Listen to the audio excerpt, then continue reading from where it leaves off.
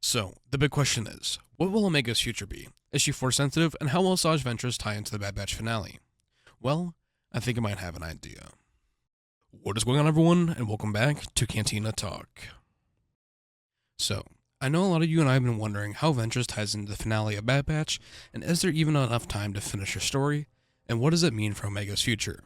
Is Omega Force sensitive, or is she not Force sensitive? Well, I believe that Omega isn't Force sensitive, but there is something that has to do with her DNA.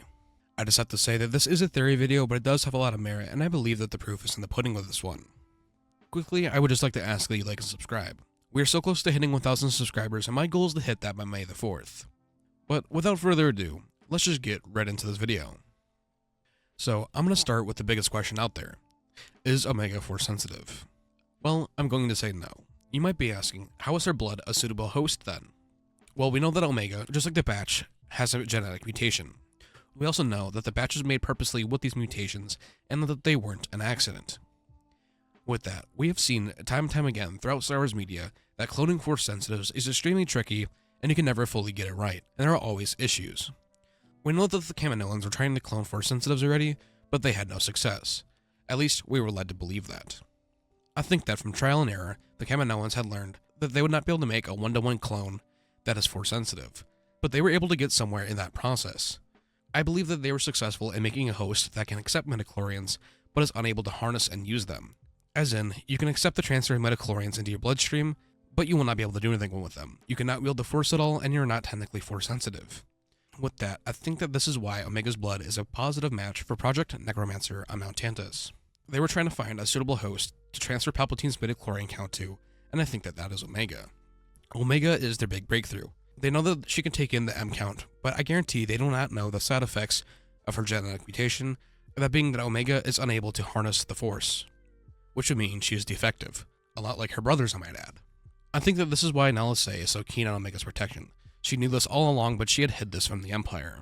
I think that the Empire would ultimately find out later down the road that Omega is a suitable host but is unable to harness the Force, and that is the main thing that they're trying to accomplish here. I think that they would be poking and prodding Omega until her death. She would become a lab rat for the Empire until they ultimately figured out how to fix the defect or ended up killing her along the process.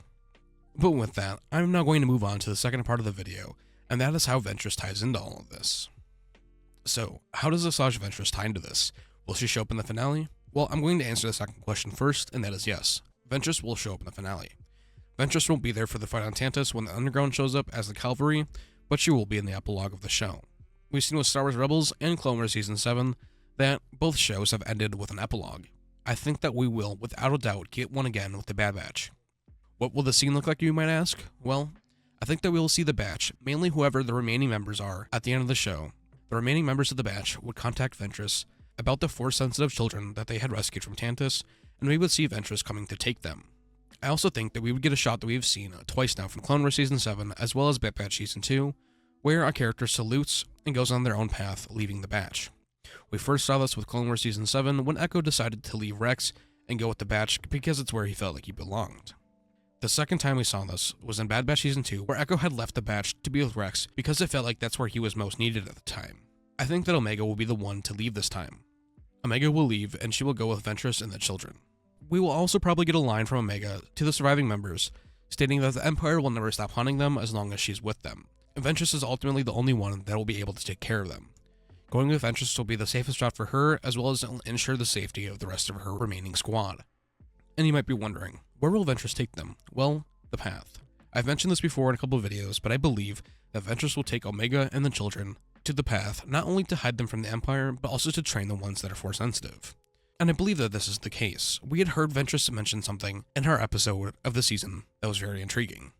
I'm going to go ahead and play that clip for you. If Omega did have that potential, she'd have to be trained. Which would mean leaving you behind. That's not happening. What you want is irrelevant. The fact is, the Empire is after her, and they won't stop.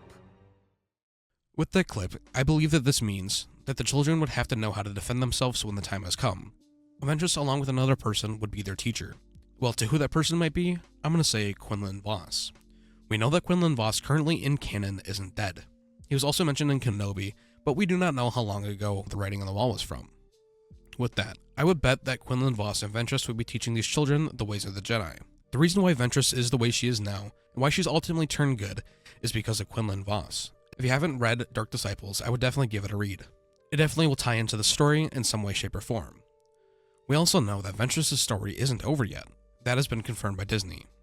There definitely isn't enough time to tell the rest of her story along with all the other loose ends in the finale Bad Batch, so it is fully certain that Ventress will have her own show.